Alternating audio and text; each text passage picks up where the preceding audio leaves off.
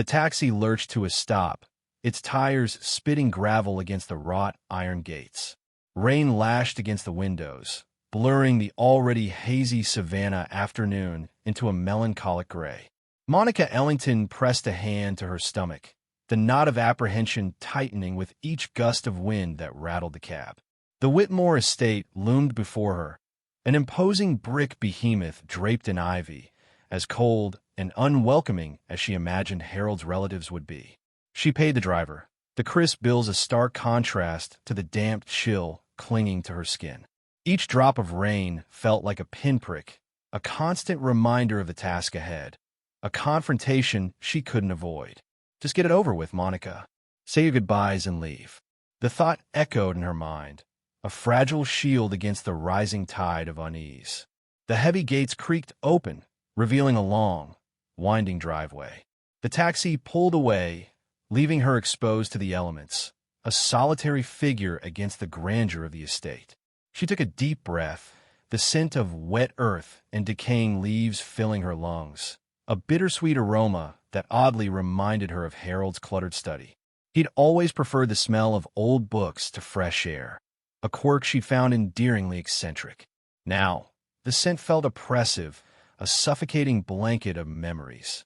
As she approached the house, the weight of the past few weeks pressed down on her, heavy and suffocating. Harold's sudden illness, his rapid decline, the endless nights at the hospital, the hollow echo of the doctor's pronouncements.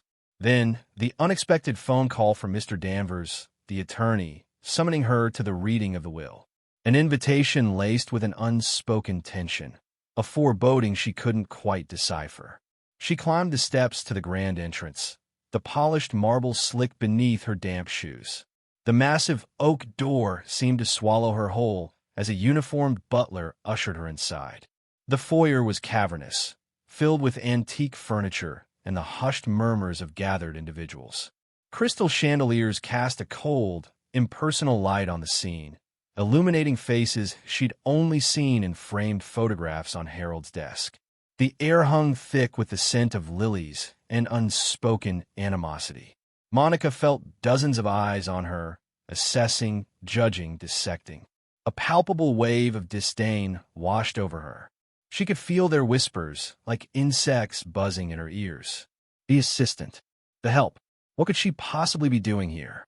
The unspoken questions hung in the air, heavy and accusatory. She clutched her handbag tighter, a small, worn leather shield against their collective disapproval. Clarissa Vaughn, Harold's great-niece, stood near the fireplace, a vision of disdain in a tailored black dress. Her lips were pursed, her eyes narrowed, scrutinizing Monica with an icy glare. Beside her, Trevor Langston, one of Harold's nephews, mirrored her expression, his arms crossed, his stance radiating arrogance. Monica had seen them both before, fleeting glimpses during hospital visits, their concern for Harold seemingly overshadowed by an impatient anticipation. Now, their true colors bled through the facade of mourning, stark and undeniable. Monica tried to catch Mr. Danvers' eye, seeking a familiar face in the sea of hostile stares. He stood by a large mahogany table, his expression neutral, his presence a small beacon of calm in the brewing storm. He gave her a slight nod, a silent acknowledgement, and gestured towards a vacant seat near the back of the room. She made her way through the crowd, each step a conscious effort to maintain composure. Their whispers followed her, sharp and cutting, like shards of glass. Gold digger. Opportunist. She must have manipulated him. The accusations, though unspoken, hung in the air, thick and suffocating. Her throat constricted, a bitter taste rising in her mouth. She fought the urge to defend herself, to explain the years of dedicated service, the genuine affection she'd held for Harold. It wouldn't matter, a small voice whispered in her mind. They've already decided who you are. She reached the designated chair and sat down, the plush velvet a stark contrast to the icy atmosphere. The room buzzed with anticipation, the storm outside mirroring the turbulent emotions within. The rain continued to lash against the windows, a relentless percussion accompanying the silent drama unfolding within the opulent walls of the Whitmore estate.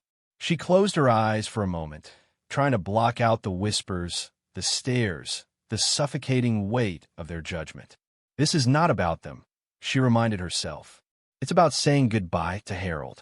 Mr. Danvers cleared his throat, the sound cutting through the hushed murmurs. He began to speak, his voice measured and calm, a practiced recitation of legal formalities. Monica barely registered his words, her mind replaying fragmented memories of Harold. His booming laughter, his gentle reprimands, his unwavering belief in her abilities. A faint smile touched her lips, a fleeting glimpse of the warmth he'd brought into her life. A warmth these people, his own blood relatives, seemed incapable of recognizing. The lawyer droned on, outlining the distribution of minor assets, bequests to various charities, the predictable allocation of funds to family members.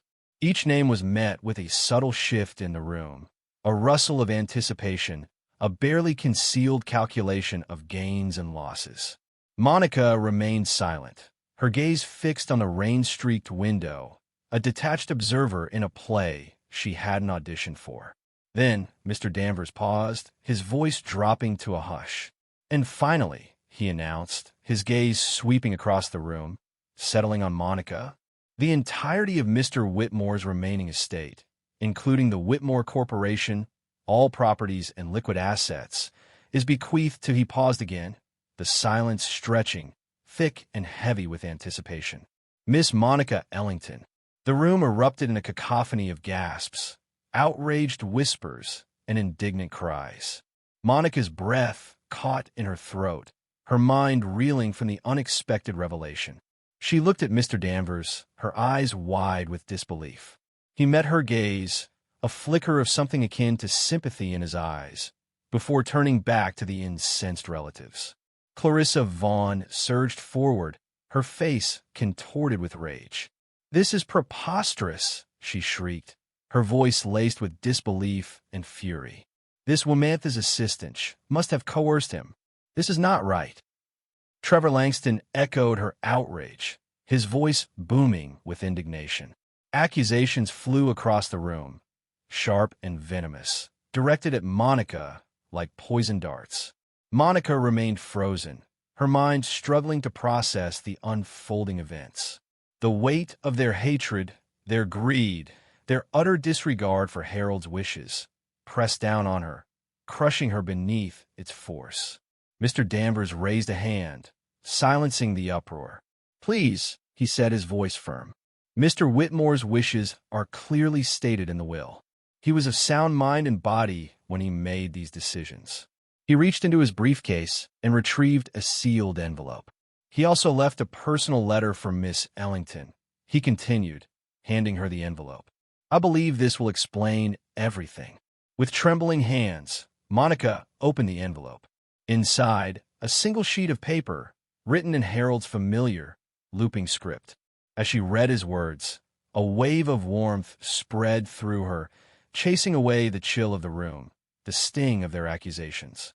Harold's voice, clear and strong, resonated in her mind, finally silencing the cacophony of greed and resentment that surrounded her. His words, a testament to their bond, a validation of their unspoken connection, a final, loving farewell. And in that moment, amidst the storm of accusations, Monica found a quiet strength, a sense of peace, and the unwavering certainty that she had done right by the man who had shown her true kindness. The heavy oak door, intricately carved with griffins and gargoyles, swung inward with a low groan, admitting Monica into a world of hushed opulence. Sunlight streamed through the stained-glass windows, painting the marble floor with kaleidoscopic patterns. The air, thick with the scent of lilies and old money, felt heavy, almost suffocating. Monica clutched her worn handbag, its leathers softened by years of use, a stark contrast to the polished surfaces surrounding her. He would have hated this, she thought, a faint smile touching her lips. Harold, with his disdain for ostentation, would have found the grandeur of his own foyer absurd. He would have much preferred his cluttered study, overflowing with books and papers, the air thick with pipe smoke and the comforting scent of aged parchment. A pang of grief, sharp and unexpected, tightened her chest. This was the first time she'd stepped foot in the house since he was gone. The foyer was already occupied. A small gathering of men and women, impeccably dressed in muted shades of gray and navy, stood in small clusters, their voices a low murmur that bounced off the high ceiling. They turned as one, their gazes settling on Monica with a mixture of curiosity and disdain. Monica felt their scrutiny like a physical weight pressing down on her. She recognized none of them, yet their shared air of entitlement spoke volumes. These were Harold's relatives, the family he'd kept at arm's length, the vultures circling his considerable fortune. She straightened her simple black dress, a silent act of defiance against their unspoken judgment. They don't know me. They don't know what he meant to me. The thought offered a small measure of comfort, a flicker of strength in the face of their collective disapproval. Her heels clicked softly against the marble as she crossed the foyer, each step a deliberate act of composure. She could feel their eyes tracking her progress, dissecting her appearance, calculating her worth. Monica fought the urge to shrink under their gaze. Harold had taught her better than that. He had instilled in her a quiet confidence, a strength that lay beneath the surface, waiting to be called upon. And now, facing his family, she needed that strength more than ever. A woman detached herself from one of the groups, her movements precise and elegant. She wore a sharp gray suit, the fabric whispering against itself as she moved, and her lips were painted a vibrant red that seemed to clash with the somber atmosphere. Her eyes, a piercing blue, fixed on Monica with an unnerving intensity. Clarissa Vaughn, Harold's great niece. Monica had seen her picture in the society pages, always impeccably dressed, always radiating an air of cool detachment. Up close, the detachment seemed less like confidence and more like a carefully constructed mask, concealing something cold and calculating. Clarissa stopped a few feet from Monica, her gaze sweeping over her with an almost clinical appraisal. A faint, almost imperceptible, frown creased her brow. "You must be Monica," she said, the name sounding foreign on her tongue, laced with a subtle disdain that made Monica's stomach clench. The scent of Clarissa's perfume, something expensive and floral, filled the air, a cloying sweetness that grated on Monica's nerves. She wondered if Clarissa was even aware of the condescension dripping from her every word, every gesture. Or perhaps she simply didn't care. "Yes," Monica replied, her voice steady despite the tremor of unease that ran through her. She met Clarissa's gaze, refusing to be intimidated. "I'm Monica Ellington." A flicker of something that might have been surprise crossed Clarissa's face, quickly masked by a polite yet brittle smile. "Of course," she said, her voice smooth as silk. She glanced around the foyer, her gaze lingering on the ornate chandelier hanging above them. "I wasn't expecting, well, never mind. You must be quite overwhelmed." The unspoken words hung in the air, heavy with implication. Overwhelmed by the grandeur, by your place amongst us, by the sheer audacity of being here. Monica's grip tightened on her handbag. "I'm here to say goodbye to Harold," she said, her voice quiet but firm. And to honor his memory, she added silently, a thought she wouldn't share with this woman, with any of them. Clarissa's smile faltered for a fraction of a second. "Yes, well," she said, her gaze flicking dismissively towards the far end of the foyer, where a group of caterers were setting up a buffet. "You might be more comfortable in the kitchen." The words, seemingly innocuous, hung in the air, charged with a potent mix of condescension and dismissal. Monica felt a surge of anger, hot and unexpected, rise within her. The kitchen? Does she think I'm the help? She took a deep breath, forcing herself to remain calm. Harold wouldn't want her to make a scene. "Not here, not now. I'm fine right here. Thanks," Monica replied, her voice even, betraying none of the turmoil raging within. Clarissa's eyes narrowed slightly, a flicker of annoyance crossing her carefully composed features. For a moment, a tense silence settled between them, broken only by the hushed murmurs of the other guests. Then, With a tight smile that didn't quite reach her eyes, Clarissa turned and rejoined the group she had left, her heels clicking against the marble staccato rhythm of disapproval. Monica watched her go, a strange mixture of anger and sadness churning within her. She closed her eyes for a moment, drawing strength from the memory of Harold's kind eyes, his gentle smile. "I'm here for you, Harold," she thought, a silent promise echoing in the vast, opulent foyer. "And I won't let them diminish your memory or mine." The afternoon sun filtered through the stained glass window, depicting a rather pompous-looking Whitmore ancestor, cast long shadows across the Persian rug. Dust motes danced in the golden rays, a silent spectacle unnoticed by the tense figures gathered in Harold Whitmore's study. Monica Ellington sat quietly in a corner armchair, its plush velvet a stark contrast to the stiff discomfort she felt. The scent of old leather and aged paper hung heavy in the air, a familiar aroma she'd always associated with Harold and his scholarly pursuits. She hadn't expected this. Harold's passing had left a hollow ache within her, a void where his gentle presence had resided for so many years. Coming here, to this house brimming with whispers of a life she'd only glimpsed from the periphery, felt like trespassing. Her purpose had been a simple, silent farewell, a chance to absorb the lingering echoes of the man who had been more of a family to her than her own blood ever was. Mr. Danvers, Harold's attorney, a man whose face seemed perpetually etched with an air of professional detachment, cleared his throat. The rustle of the legal document in his hand sounded like a gunshot in the hushed room. Monica watched the family Harold's nephews, nieces, grandnieces, and their assorted spouses each perched on the edge of antique furniture, their eyes gleaming with barely concealed avarice. They reminded Monica of vultures, patiently circling a dying carcass. Harold would have hated this, she thought, the image bringing a fresh wave of grief. He'd always held a quiet disdain for the ostentatious displays of wealth his relatives indulged in. I, Harold Arthur Whitmore, being of sound mind and body, Mr. Danvers' voice droned, a monotonous recitation of legal jargon. Monica's gaze drifted to the portrait of Harold hanging above the fireplace. He looked younger there, his eyes holding a spark of mischief that time and illness had gradually extinguished. "Are you watching this, Harold?" she wondered. "This charade they're putting on for your fortune?"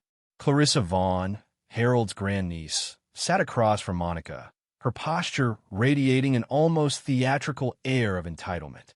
Clarissa, with her perfectly coiffed blonde hair, designer dress, and a diamond necklace that could probably feed a small village, exuded an aura of disdain.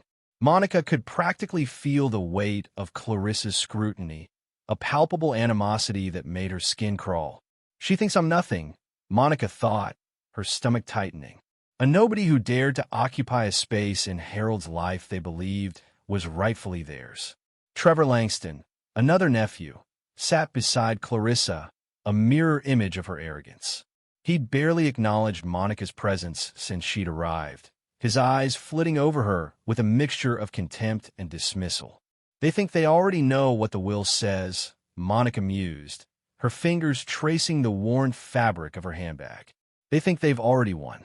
Mr. Danvers paused, the silence stretching taut like a drawn bowstring. He adjusted his spectacles, his gaze sweeping over the expectant faces before him.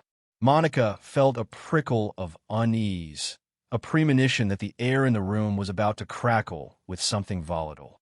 "I hereby bequeath the entirety of my estate," Mr. Danvers continued, his voice gaining a slight tremor, "to Monica Elaine Ellington." The silence that followed was deafening, broken only by the sharp intake of breath from Clarissa. Monica's mind went blank. The words echoed in the sudden vacuum, colliding with the rhythmic thump of her own heart. "Me?" The thought felt absurd, a cruel joke in the face of her grief. It was a weight she hadn't anticipated, a burden she didn't want. The room exploded. Clarissa's shriek shattered the fragile calm. "What?" she cried, her voice laced with disbelief and fury. "That's absurd. She's nothing but a glorified secretary." Trevor let out a harsh laugh, his eyes glinting with malicious amusement. She probably thought she was getting a bonus or something. Look at her sitting back there like a stray dog. His words, though aimed at Monica, felt like a physical blow. She flinched, a wave of nausea washing over her. Stray dog. She repeated internally, the phrase clinging to her like a burr. She'd spent years building a wall around her emotions, a fortress of composure to shield herself from the casual cruelties of the world. But Trevor's words, laced with such open disdain, chipped away at the carefully constructed facade. The room descended into chaos. Accusations flew like daggers, slicing through the air. Fraud, someone yelled. She must have manipulated him. Another shrieked. Monica remained frozen, her mind reeling. The barrage of insults washed over her, each word a drop of poison seeping into her already fractured composure. She closed her eyes for a moment, willing herself to disappear. This isn't real, she told herself. This is a nightmare. Mr. Danvers, his face flushed, raised his voice above the din order. Please, there's more. He shuffled the papers, his hands trembling slightly. Mr. Whitmore left a personal letter to be read following the announcement of his beneficiary. He unfolded a single sheet of paper, its edges worn soft with age. Monica watched him, her heart pounding against her ribs. A strange sense of anticipation, a flicker of hope amidst the swirling storm of emotions, began to take root. Mr. Danvers cleared his throat and began to read. My dearest Monica, the words resonated through the room, Harold's voice echoing in the silence. I know this will come as a shock to many, especially to my relatives. Monica could almost hear the wry twist in his voice as he uttered the last word.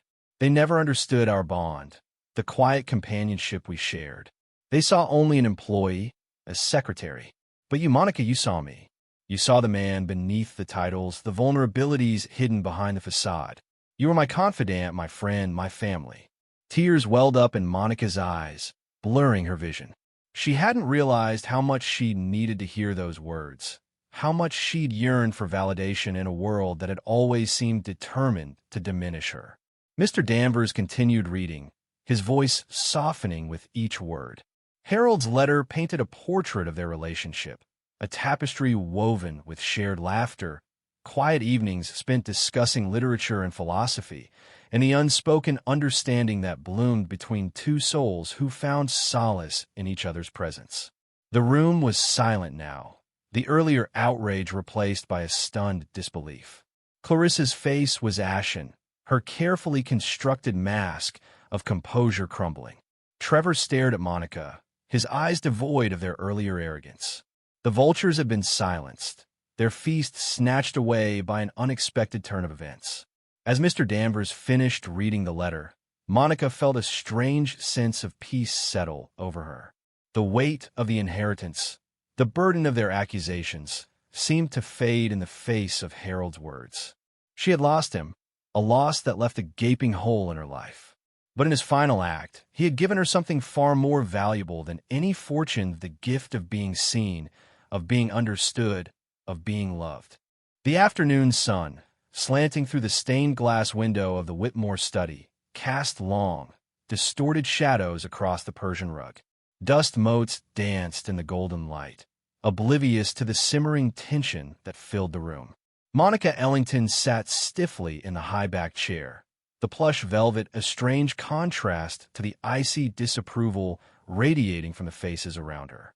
Harold's relatives, a collection of expensively dressed individuals she'd only met briefly at the funeral, now regarded her with open hostility. Their whispers, hushed but sharp, pricked at her like needles. They think I'm a thief, she thought, her fingers tracing the cool silver band of her watch. They think I stole something that belonged to them. The scent of old books and aged leather, usually a comfort in this room, now felt oppressive, suffocating. This is preposterous.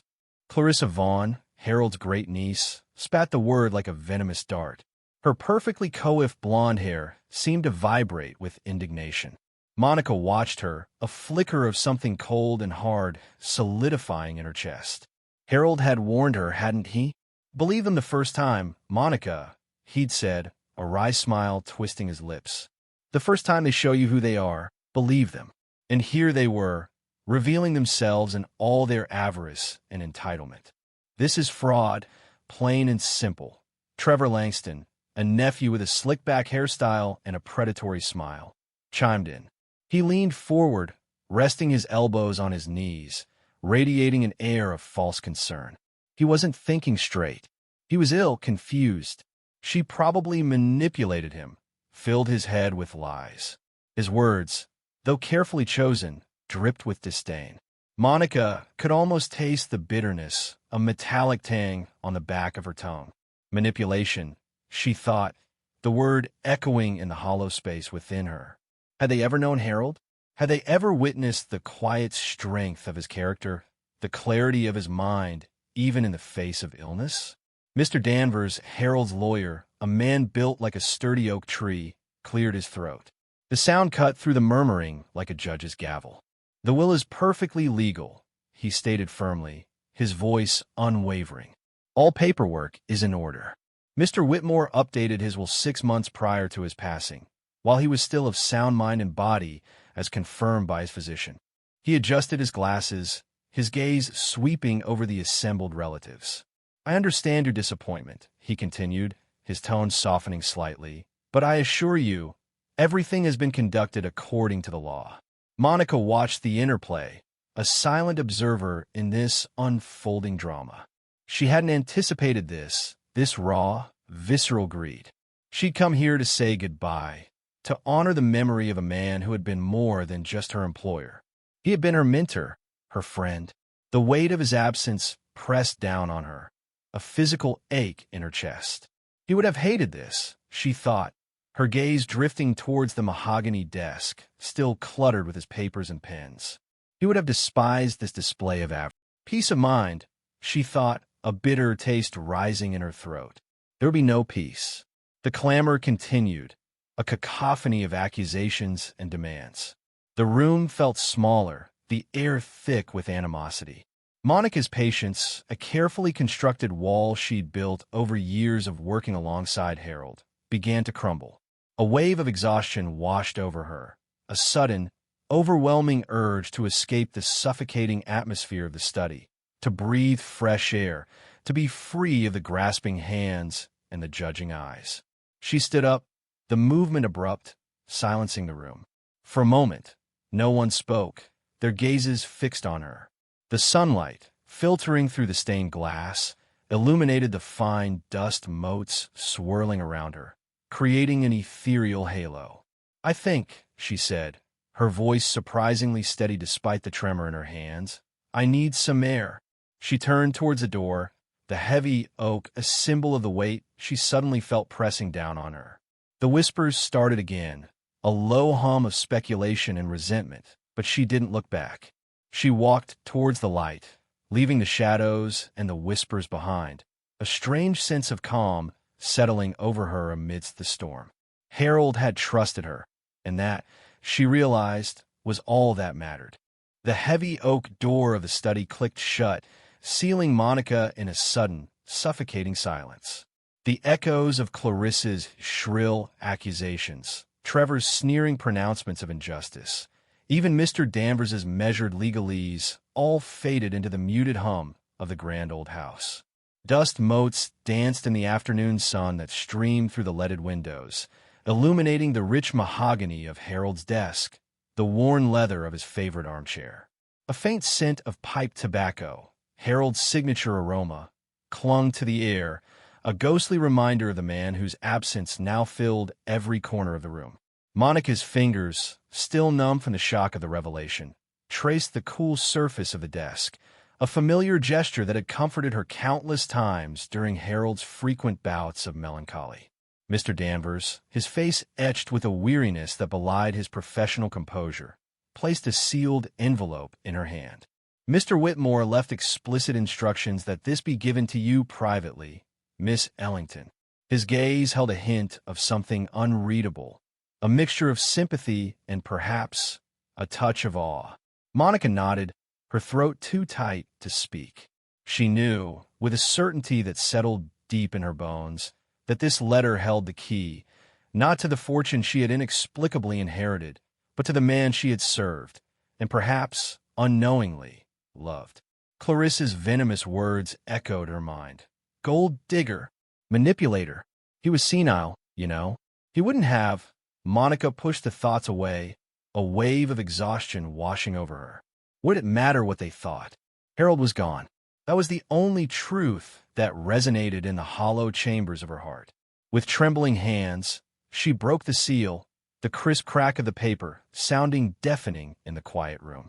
The familiar script of Harold's hand filled the page, each stroke a testament to his meticulous nature, his quiet strength. She began to read, her breath catching in her throat as his words painted a picture so vivid, so intimate, that it felt as if he were there, speaking directly to her, his gentle voice filling the stillness. Monica, the letter began, and she could almost hear him say her name, the slight emphasis on the second syllable, a quirk he'd had for as long as she'd known him. If you are reading this, then I'm truly gone, and the vultures are likely circling. A faint smile touched Monica's lips. He'd always had a dry wit, even in his darkest moments. Forgive me, he continued, for the burden I have placed upon you. I know they will come for you, those grasping hands, those avaricious souls who saw me only as a bank account, a stepping stone to their own shallow ambitions. A pang of bitterness shot through Monica, the raw injustice of their accusations stinging anew. But Harold's next words soothed the ache like a balm on a burning wound. You were different, Monica. You were the only one who stayed when the world stopped pretending to care. You saw the man, not the money. You saw the cracks in the facade, the loneliness behind the forced smiles. You mended those cracks, Monica, with your quiet strength, your unwavering loyalty. Tears welled in Monica's eyes, blurring the words on the page. Had he truly seen her, truly understood the silent devotion that had bound her to him for all these years? They called you a spinster, a nobody, the letter went on, his words laced with a protective anger that surprised her. They whispered about your plain clothes, your quiet demeanor, your lack of ambition. But they didn't see the richness within you, the depth of your character, the beauty of your soul. He paused, as if gathering his thoughts, and Monica could almost feel the weight of his unspoken emotions. Then came the words that shattered the remnants of her composure, the words that unleashed a torrent of grief and a strange, unexpected sense of vindication. Monica, you didn't love my money. You loved my broken old soul. And for that, my dear, you deserve everything. The dam of her control broke.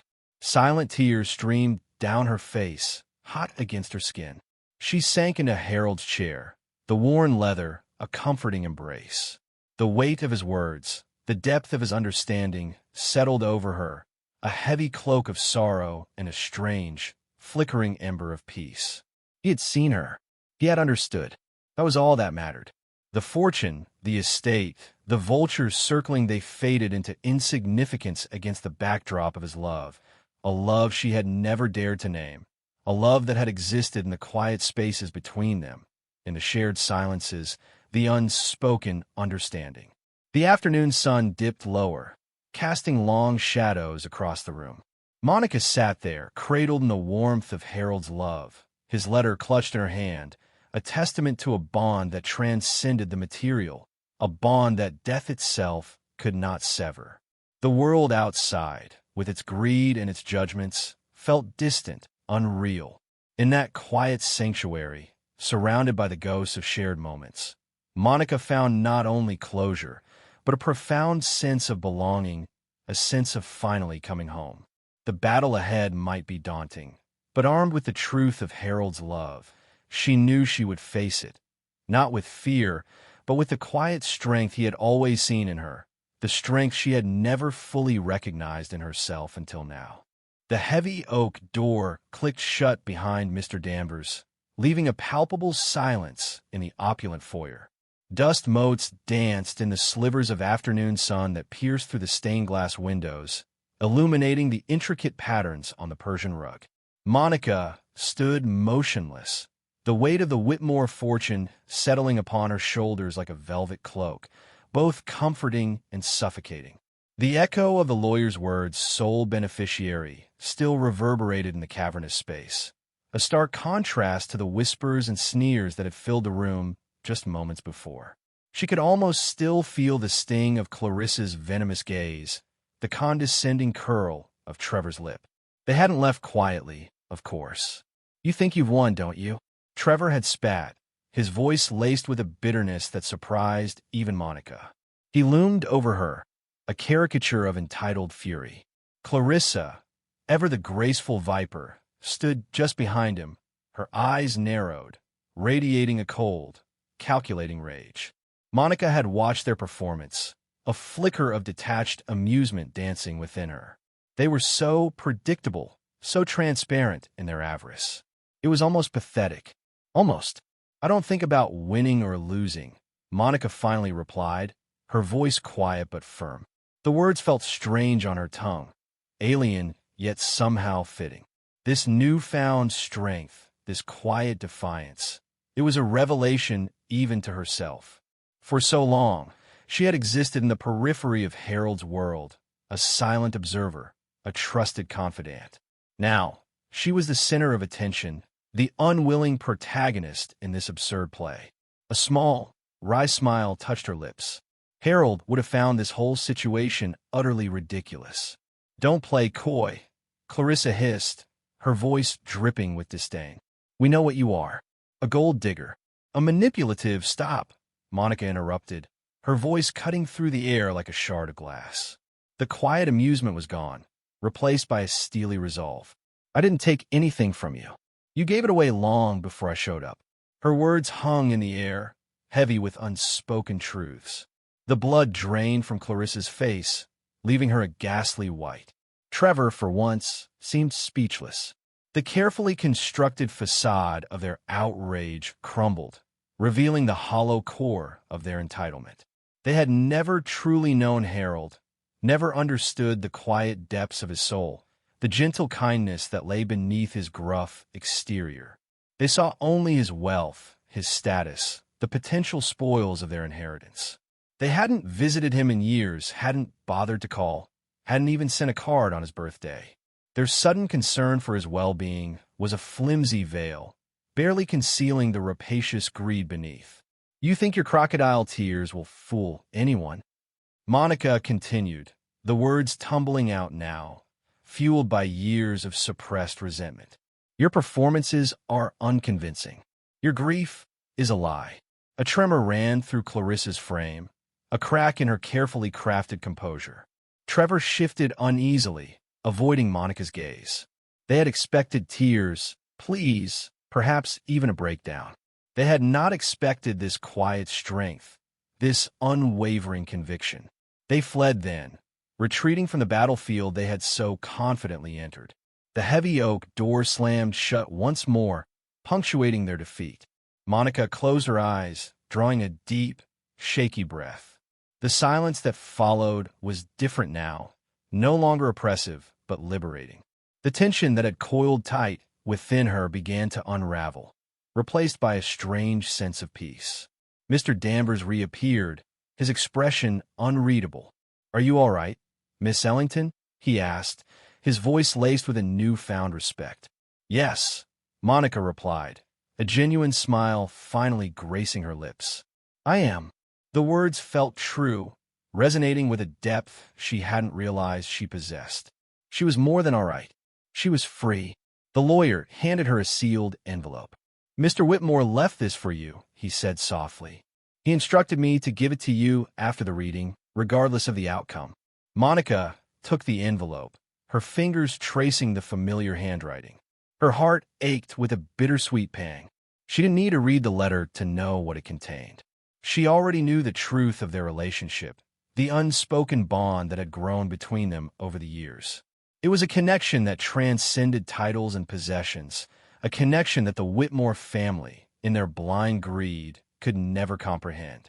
She stepped out of Grand House and into the post-rain air. The scent of wet earth and blooming jasmine filled her lungs, a welcome contrast to the suffocating opulence of the Whitmore estate. The afternoon sun, filtered through the leaves of the ancient oak trees, cast dappled shadows on the manicured lawn. The world felt fresh, renewed, brimming with possibilities. Monica clutched the letter to her chest, the paper a tangible link to the man who had seen her, truly seen her, for who she was. The inheritance, the vast fortune, it was all secondary.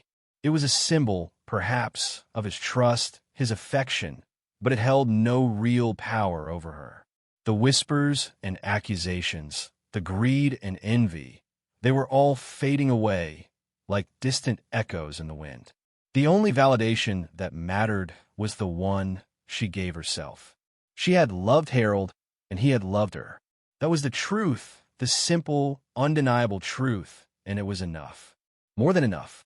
The future stretched before her, an unwritten page, and for the first time in a long time, Monica felt a flicker of genuine hope, a sense of anticipation for what lay ahead.